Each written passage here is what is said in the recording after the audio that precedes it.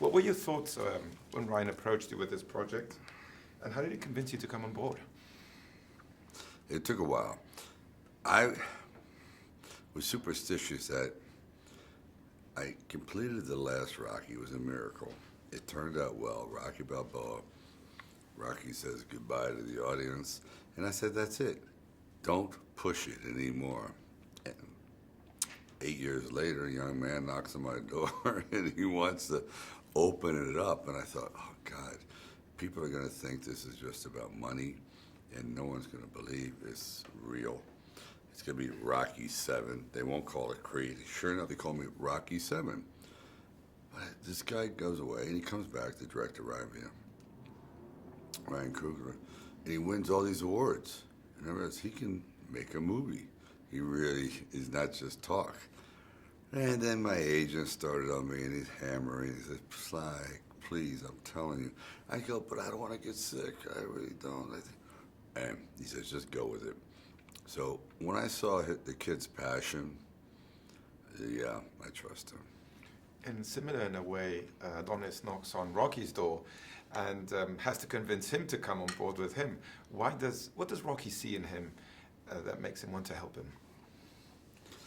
Actually, he doesn't want to help him because he's guilty about the father, because his father died in his arms. But then he's thinking, he doesn't have a son. He has nothing. In a way, he's a very lonely man. And this fella needs somebody. He's all alone, too. You have two lonely men. So he starts to be a little bit more open to starting a kind of a family. A little bit moving. And the kid's so aggressive, let's move in the house, let's become this. And everything is fine until Rocky finds out he's not healthy, and he wants the kid to go away. He doesn't want the kid to suffer. You know, it's that kind of a thing. So it's a very realistic, emotional situation where Rocky, you know what? You don't know me that well, really.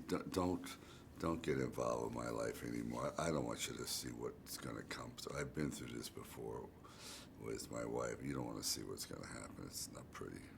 It's a really great relationship that they established. What can you say of Michael and of his performance? It's absolutely fantastic because just to box, the physicality of it, it took a year, at least, a year. Then he had to undergo a lot of training, a lot of pain, a lot of hitting. He's an actor. He doesn't want to get hit in the face, but he did a lot. And then the third thing is, it's the one thing that you can't buy. You can't manufacture. The audience either likes you or they don't. They love you or they don't. There's something. It's a magic look. It has nothing to do with beauty or muscles. Otherwise, everyone with muscles and beauty would be a star. It's a thing. It's a spark of humanity that's in there that sets you apart from just another actor. There's also great chemistry between both of you on screen and some humor, because like life, you may be dramatic, but there's also humor. Always humor. It's really, imagine life with no humor. It's a terrible idea. Yes, because every day it's crazy things happen. You go, oh my God, that's so stupid. It's funny, you know. And then with Bianca, after Adrian, we have another great female role. What can you say about that role and about Tessa? Well, what is beautiful, first time I saw Tessa, I said, hire her. Don't even think about it. Go no further. This is it. End of the journey. Second of all, Tessa is not Adrian. Tessa's an aggressive woman, beautiful, talented, and she's independent. Adrian was beaten down, sad, homely. Nobody liked her. Only Rocky saw her as a beautiful person. Everyone thought she was a loser. And she said she was a loser. And Rocky was considered a loser. So they had a very sad, but it became beautiful. Beautiful.